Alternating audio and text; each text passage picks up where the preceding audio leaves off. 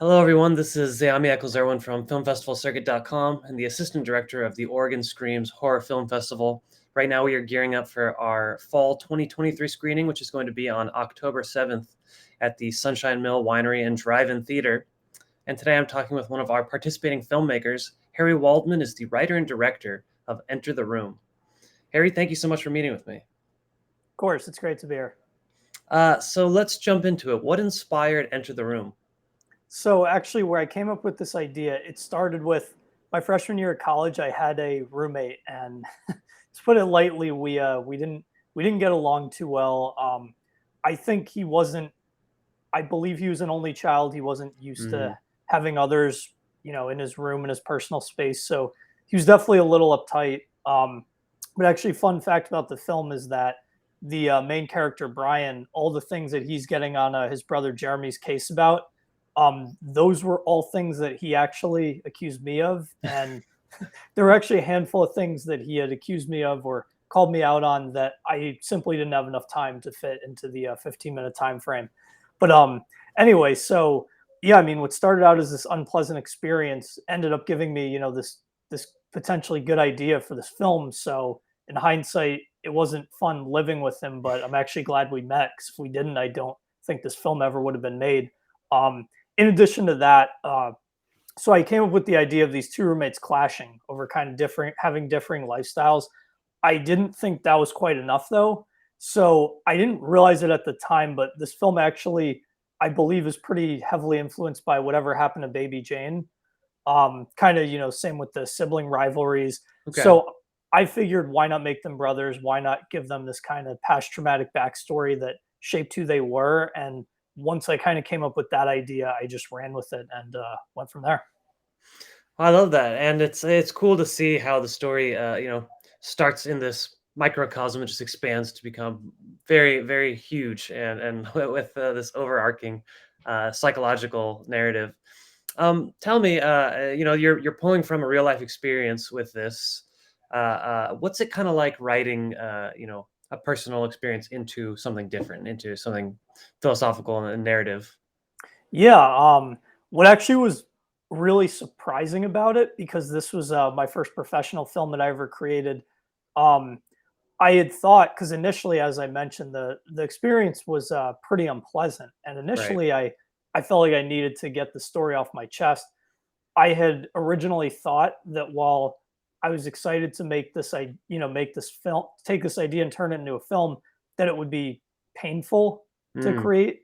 Whereas the opposite actually came true. When I was writing for this character, Brian, I thought I would have all this animosity towards him. Writing about him, would upset me, but I actually just had a blast doing it, and I thought it was fun, it was funny. So I think that was my biggest surprise. Was not only was it liberating, but when I watch the film, I totally understand why someone else is not going to like Brian. That's usually the reaction. Right. But I guess because it's this character that I created, I kind of almost, I don't like him either, but I have this kind of feel this, I get this, I don't know, positive feeling just watching him, and I don't know, knowing that I created this character. So it's been a very satisfying and a positive experience for me overall. Totally. Well, and I think there's a bit of sympathy with him as well, because we sort of come to learn his psychological state by the end, and we can see that it's maybe not quite his fault. Yeah, definitely. I That was one more thing I should have added before, was that I think it's important when, with me, I try to create complex characters, and sometimes they're not always the most likable, but I never want it to be this black and white, like he's Right. good, she's bad, she's good, he's bad, etc. So I figured, yeah, you see that he's kind of uptight and a jerk for a while, but there is a reason why this is happening. He's not just, a black and white evil guy. Right. But yeah, so definitely. Well, tell me a little bit about the aesthetic of this film, because there are these sequences where we go into some extreme colored lighting, and we go into some rapid editing and some canted angles. What was your inspiration behind the aesthetic? Yeah, I would say with the colors, it actually came from a director who I've followed for a while, and I think he's a great filmmaker. He's definitely somewhat polarizing. Is the director Gaspar Noé? Um, his films tend to use these pretty kind of hyper stylized, very intense, extreme colors. That was, well, I have seen kind of extreme colors like those used in other films. He was the first director where I really noticed it. So I Okay. definitely think that had somewhat of an influence. And I figured that I realized sometimes doing something extreme like that may turn a portion of the audience off. But I felt that this film is a psychological thriller and there's a lot, you know, going on inside the character's head that I kind of, with the different colors, blue in the beginning, I was going for a somber, lonely kind of feel, red for anger. And then when I kind of mesh all three at the end, green just to me kind of fit in well aesthetically with blue and red. So I kind of just threw that in there. As for some of the angles and quick cuts, with the angles, I went, I would say just kind of standard learning cinematography 101, just some things like Dutch tilt for some of the more, kind of crazy, wonky, Right. out of control scenes. If I was trying to make a character look more powerful, like the big scene when Brian goes off about Jeremy, Right. sitting on his bed after being on the train, having the camera up on him, whereas it's down on Jeremy. Just things like that. And then as for the quick cuts, I think especially at the end, I have changed a bit. I have grown to really appreciate a long take, but I'd say this film, the quicker cuts, kind of crisp cuts, kind of match the tone and the pacing of the film. But I'd say especially at the end, as I wanted to kind of ramp things up as you see the character kind of losing his mind, I thought it was important to really, make the cuts quicker. Totally, and I feel like that ending is even, like you said, it might turn some audiences away. It's a little uncomfortable to watch. The rapidity plus that tone that plays, it kind of maybe allows you to more physically become uncomfortable, kind of experience what the character is experiencing is very cool.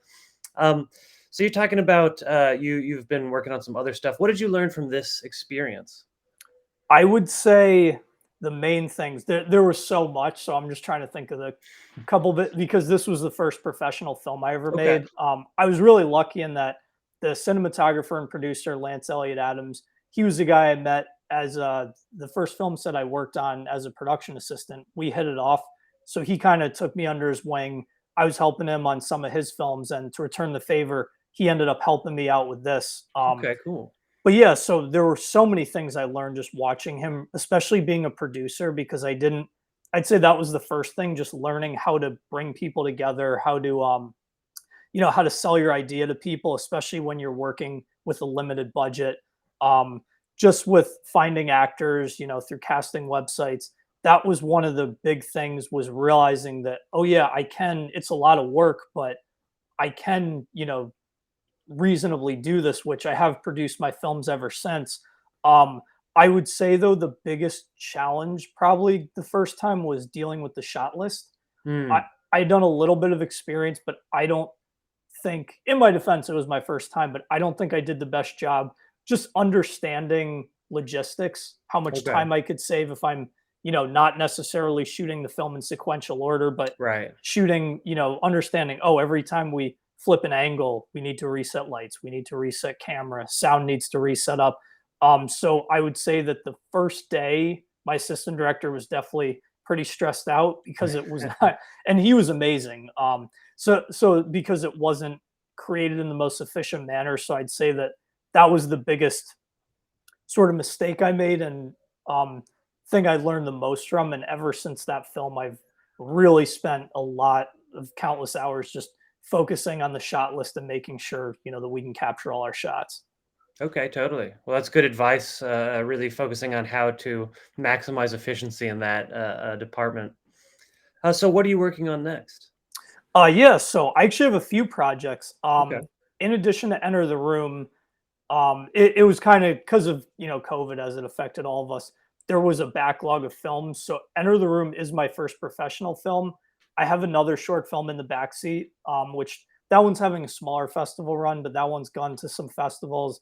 I have another short film, Bay for Blood, which I feel very good about. I would say it's similar tonally to Enter the Room. Okay. Um, that one is in the late stages of post production. I am pretty close to locking picture. I would say I'm hoping for it to be complete in another month, maybe two max, and then I hope to get that one out to festivals. And then actually, I did shoot my first feature film last spring, summer. That Oh, was excellent. Yeah, that was a lot of work. It was very stressful, but I'm very happy with how it's come along. It's currently in color correction. There have definitely been some hiccups, but yeah, that's been a blast. That's been my favorite project I've worked on so far. It will probably still be a long time until that one is finished, but Okay. I'm super excited to eventually get that one finished and sent out to festivals. That's awesome. So it seems like you gotta have a release schedule for some of these. You're doing the festival run, but you've got a feature under your belt now. Yeah, no, definitely. I mean, Very exciting. I'm still taking it step by step, but Totally. yeah, no, it's been awesome. This Enter the Room is, the first this is my first real festival run that I started last year, and yeah, I'm happy with how it's gone so far for sure. Awesome. Well, is there anything else you'd like to add about Enter the Room? Um I think we covered just about yeah, no, I think we covered everything, but Awesome. Well, I think audiences are really going to love this at the Oregon Screams Horror Film Festival. We're going to be screening this at a drive-in theater, big jumbo screen under the night sky in the Columbia River Gorge. I think it's going to be a very good experience. Thank you so much, Harry, and I'm looking forward to seeing that feature one day. awesome. I will that Oh, and also the name in case, excuse me, I Oh didn't yeah, include it. The name is The Corridor Crossing. what is it? The Quarter Crossing? Yeah, and if you just Google Harry Waldman filmmaker, it should show up with my other films. Okay, excellent. But Well, yeah, we'll be looking out for that. Hopefully absolutely. soon. Yeah, thanks for having me. It was great chatting. Awesome. Take care. You too. Bye.